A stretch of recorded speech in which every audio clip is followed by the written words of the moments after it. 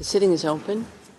The court meets today to deliver in open court its decision on the request for indication of provisional measures submitted by South Africa in the case concerning application of the Convention on the Prevention and Punishment of the Crime of Genocide in the Gaza Strip, South Africa versus Israel. Judge Robinson, who duly participated in both the deliberation and the final vote, is, for reasons made known to me, unable to take his seat on the bench today. I would like to welcome the eminent representatives of the Republic of South Africa and the State of Israel who are in the Great Hall of Justice today.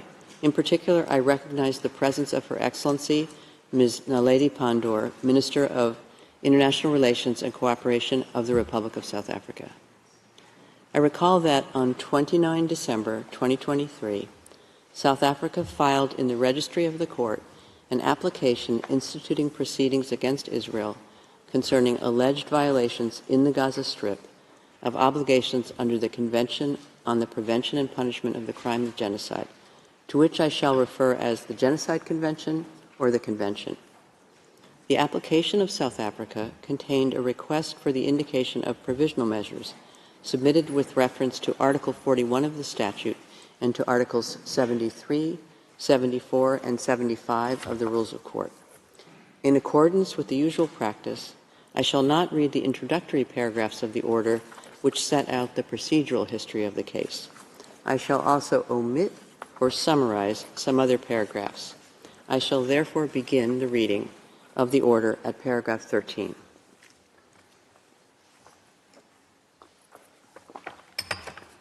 In the order, the Court begins by recalling the immediate context in which the present case came before it. It observes that on 7 October 2023, Hamas and other armed groups present in the Gaza Strip carried out an attack in Israel, killing more than 1,200 persons, injuring thousands, and abducting some 240 people, many of whom continue to be held hostage. Following this attack, Israel launched a large-scale military operation in Gaza by land, air, and sea, which is causing massive civilian casualties, extensive destruction of civilian infrastructure, and the displacement of the overwhelming majority of the population in Gaza. The Court is acutely aware of the extent of the human tragedy that is unfolding in the region and is deeply concerned about the continuing loss of life and human suffering. The ongoing conflict in Gaza has been addressed in the framework of several organs and specialized agencies of the United Nations.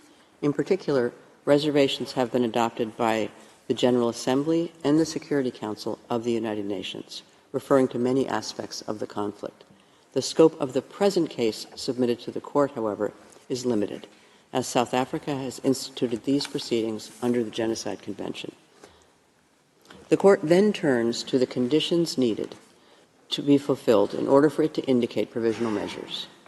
With respect to the question of prima facie jurisdiction, the Court observes that it may indicate provisional measures only if the provisions relied on by the applicant appear prima facie to afford a basis on which its jurisdiction could be founded, but it need not satisfy itself in a definitive manner that it has jurisdiction as regards the merits of the case. In the present case, South Africa seeks to found the jurisdiction of the Court on Article 36, Paragraph 1 of the Statute of the Court and on Article 9 of the Genocide Convention.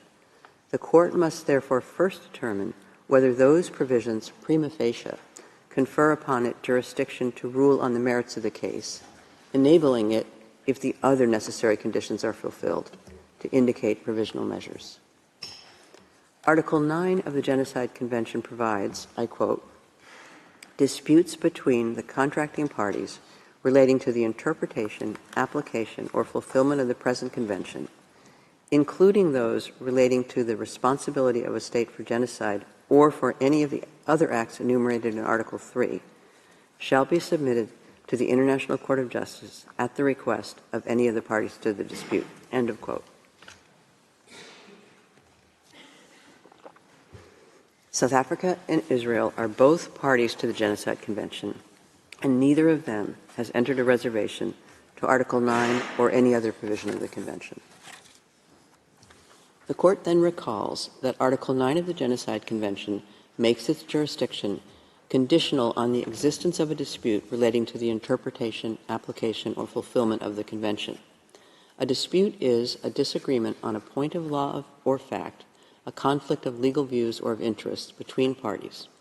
In order for a dispute to exist, it must be shown that the claim of one party is positively opposed by the other. The two sides must hold clearly opposite views concerning the question of the performance or non-performance of certain international obligations.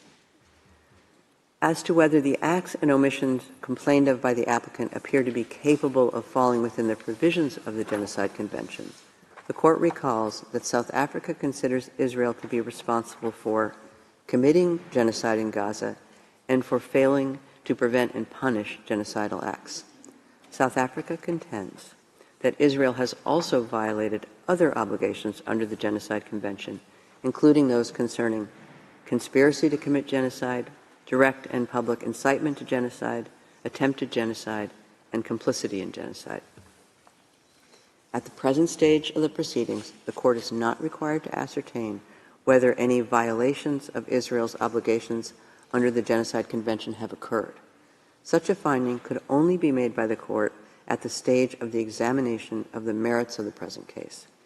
At the stage of making an order on the request for an indication of provisional measures, the Court's task is to establish whether the acts and omissions complained of by the applicant appear to be capable of falling within the provisions of the Genocide Convention.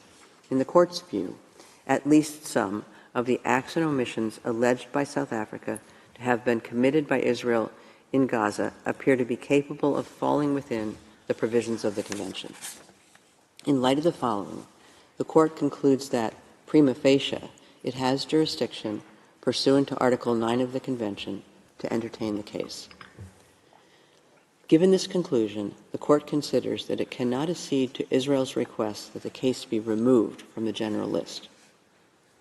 The Court turns next to the question of standing of South Africa. The Court notes that the respondent did not challenge the standing of the applicant in the present proceedings. In the case concerning application of the Convention on the Prevention and Punishment of the Crime of Genocide, the Gambia v. Myanmar, where Article 9 of the Genocide Convention was also invoked, the Court observed that all states parties to the Convention have a common interest to ensure the prevention, suppression, and punishment of genocide by committing themselves to fulfilling the obligations contained in the Convention. Such common interest implies that the obligations in question are owed by any state party to all the other state parties to the relevant convention. They are obligations erga omnes partes, in the sense that each state party has an interest in compliance with them in any given case. The common interest in compliance with the relevant obligations under the Genocide Convention entails that any state party, without distinction, is entitled to invoke the responsibility of another state party for an alleged breach of its obligations erga omnes partes. Accordingly, the Court found that any state party to the Genocide Convention may invoke the responsibility of another state party, including through the institution of proceedings before the Court, with a view to determining the alleged failure to comply with its obligations erga omnes partes under the Convention and to bringing a failure to the end. The Court concludes prima facie that South Africa has standing to submit to it the dispute with Israel concerning alleged violations of obligations under the Genocide Convention. The Court then turns to the question of the rights whose protection is sought and the link between such rights and the measures requested. It recalls that its power to indicate provisional measures under Article 41 of the statute has as its object the preservation of the respective rights claimed by the parties in a case, pending its decision on the merits thereof. It follows that the Court must be concerned to preserve by such measures the rights which may subsequently be adjudged by it to belong to either party. Therefore, the Court may exercise this power only if it is satisfied that the rights asserted by the party requesting such measures are at least plausible. At this stage of the proceedings, however, The Court is not called upon to determine definitively whether the rights which South Africa wishes to seek protected exist. It need only decide whether the rights claimed by South Africa and for which it seeks protection are plausible. Moreover, a link must exist between the rights whose protection is sought and the provisional measures being requested. The Court recalls that in accordance with Article 1 of the Convention, all states parties thereto have undertaken to prevent and to punish the crime of genocide. Article 2 provides that, I quote, "Genocide means any of the following acts committed with an intent to destroy in whole or in part a national, ethnical, racial, or religious group as such. A, killing members of the group. B, causing serious bodily or mental harm to members of the group. C, deliberately inflicting on the group conditions of life calculated to bring about its physical destruction in whole or in part. D, imposing measures intended to prevent births within the group. E, forcibly transferring children of the group to another group." End of quote. Pursuant to Article 3 of the Genocide Convention, the following acts are also prohibited by the Convention: conspiracy to commit genocide, direct and public incitement to commit genocide, attempt to commit genocide, and complicity in genocide.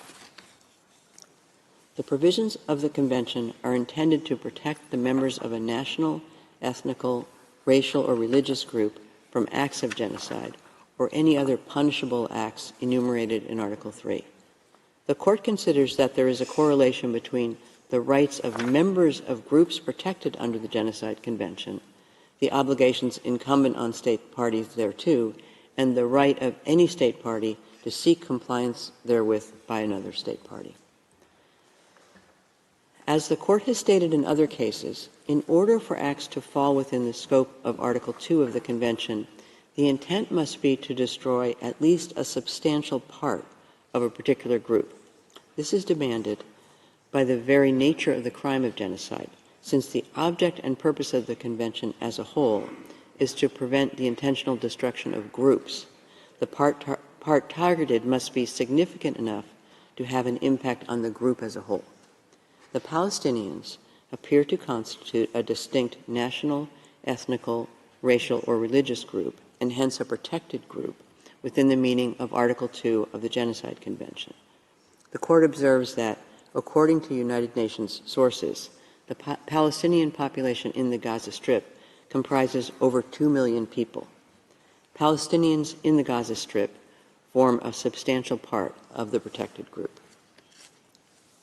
The Court notes that the military operation being conducted by Israel following the attack of 7 October 2023 has resulted in a large number of deaths and injuries, as well as massive destruction of homes, the forcible displacement of the vast majority of the population, and extensive damage to civilian infrastructure.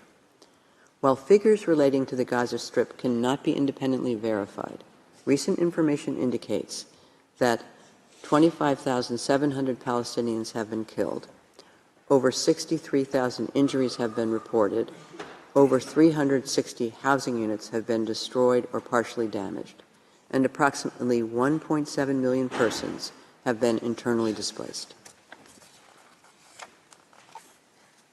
The Court takes note in this regard of the statement by the United Nations Undersecretary General for Humanitarian Affairs and Emergency Relief Coordinator, Mr. Martin Griffiths, on 5 January 2024. I quote, "Gaza has become a place of death and despair. Families are sleeping in the open as temperatures plummet. Areas where civilians were told to relocate for their safety have come under bombardment. Medical facilities are under relentless attack. A public health disaster is unfolding. Gaza has simply become uninhabitable.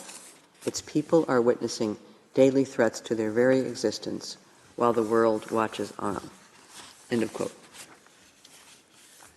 Following a mission to North Gaza, the World Health Organization reported that as of 21 December 2023, I quote, "an unprecedented 93% of the population of Gaza is facing crisis levels of hunger, with insufficient food and high levels of malnutrition."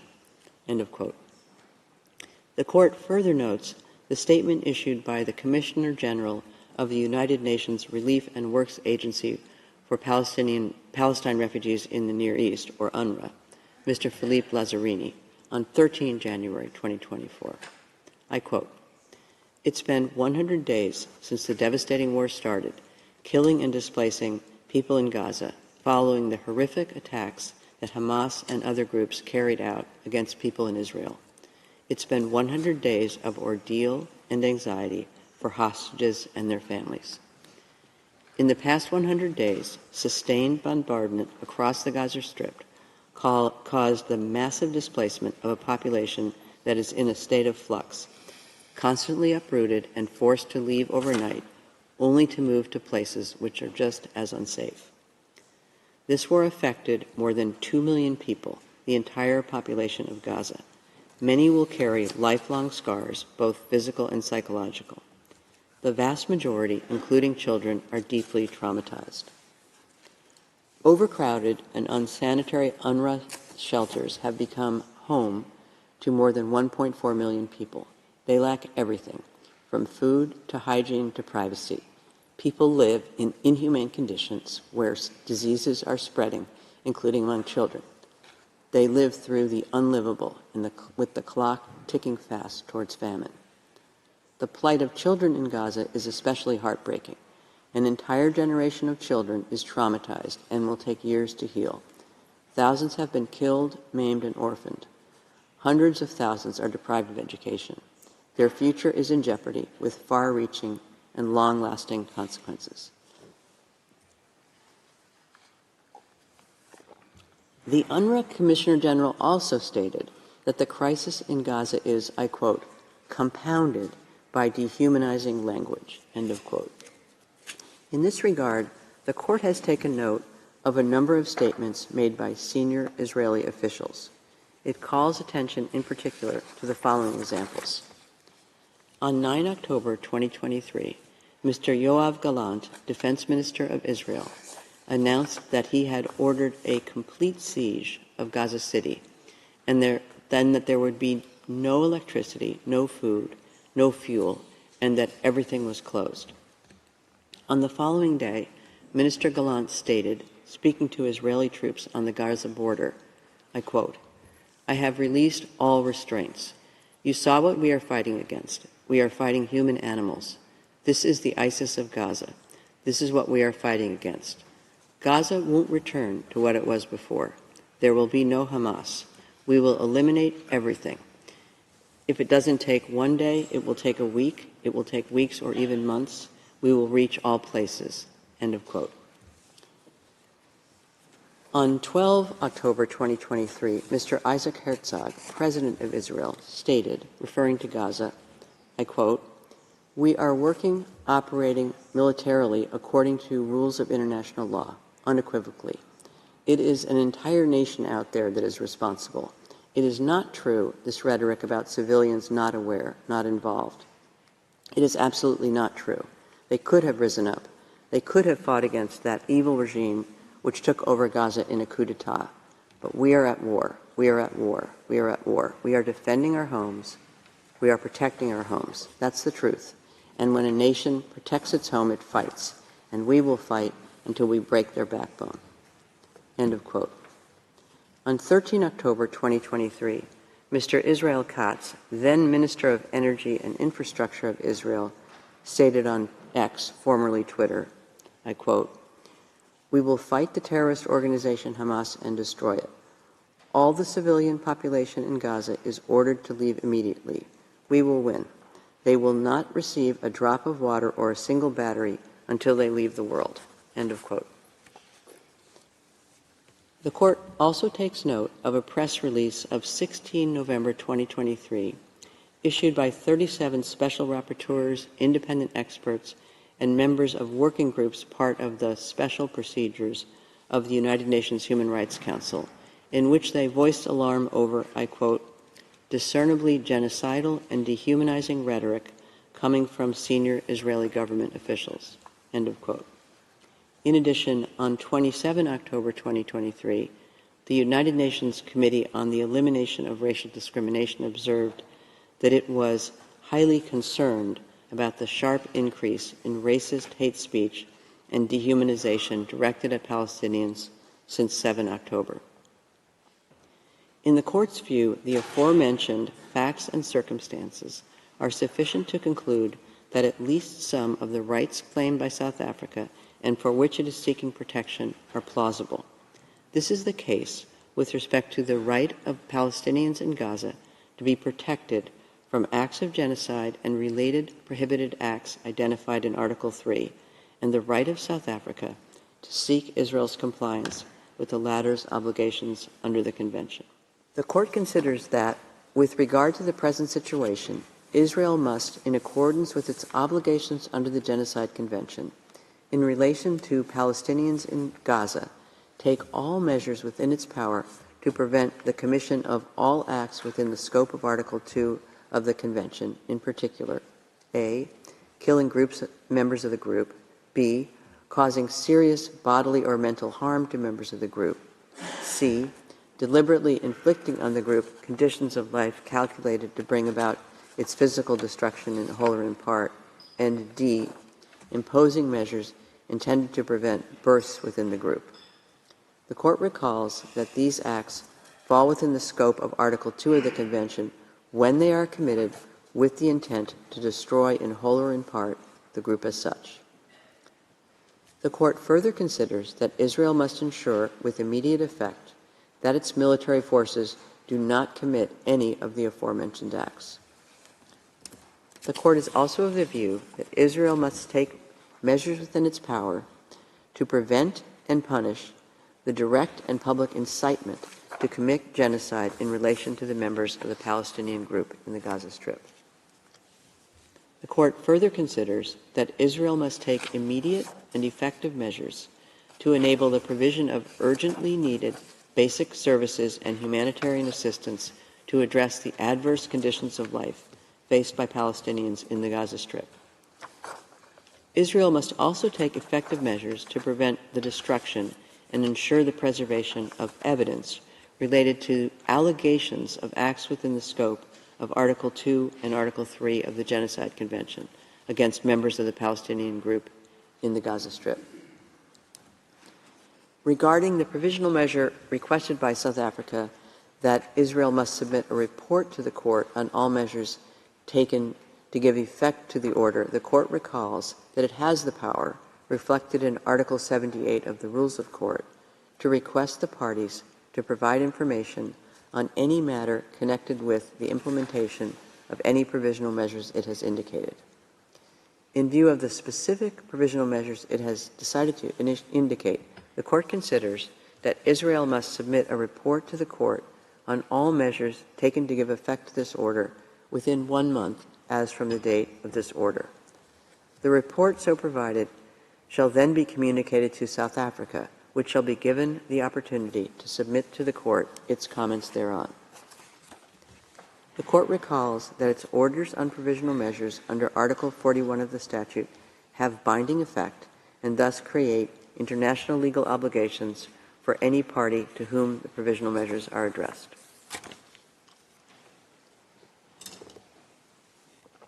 The Court reaffirms that the decision given in the present proceedings in no way prejudges the question of the jurisdiction of the Court to deal with the merits of the case or any questions related to the admissibility of the application or to the merits themselves. It leaves unaffected the right of the governments of the Republic of South Africa and the State of Israel to submit arguments in respect of these questions. The order then states that the Court deems it necessary to emphasize that all parties to the conflict in the Gaza Strip are bound by international humanitarian law. It is gravely concerned about the fate of the hostages abducted during the attack in Israel on 7 October 2023 and held since then by Hamas and other armed groups, and calls for their immediate and unconditional release.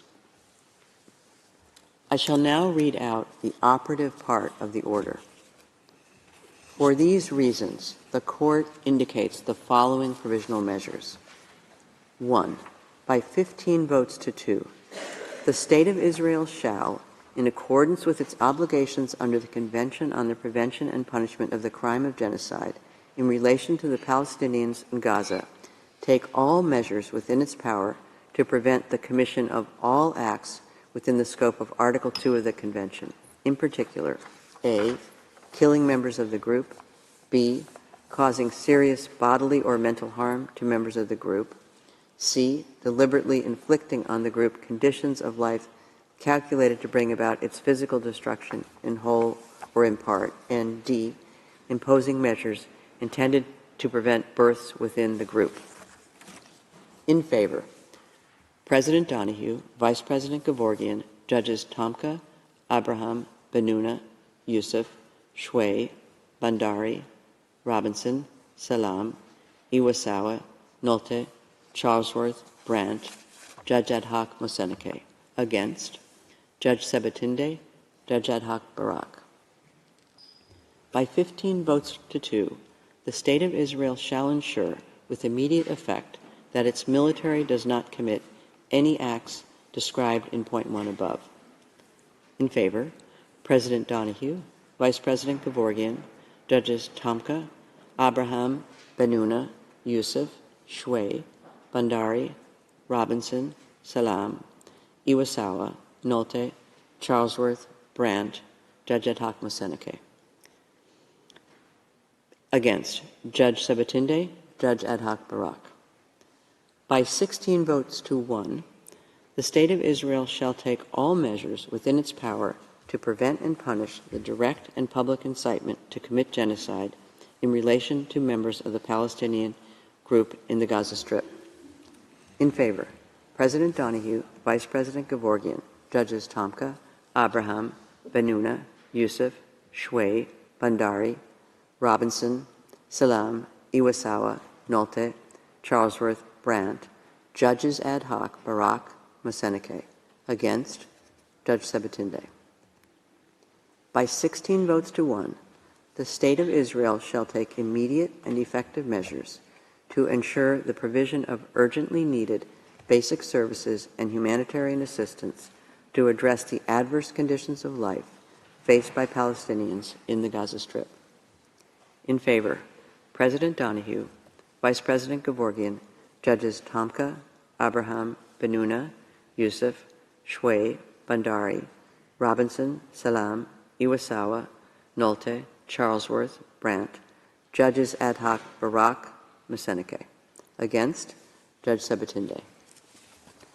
By 15 votes to 2, the State of Israel shall take effective measures to prevent the destruction and ensure the preservation of evidence related to allegations of acts within the scope of Article 2 and Article 3 of the Convention on the Prevention and Punishment of the Crime of Genocide against members of the Palestinian group in the Gaza Strip.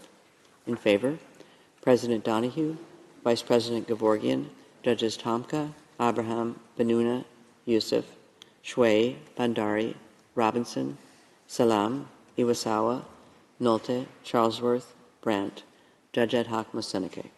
Against, Judge Sebatinde, Judge Ad hoc Barak.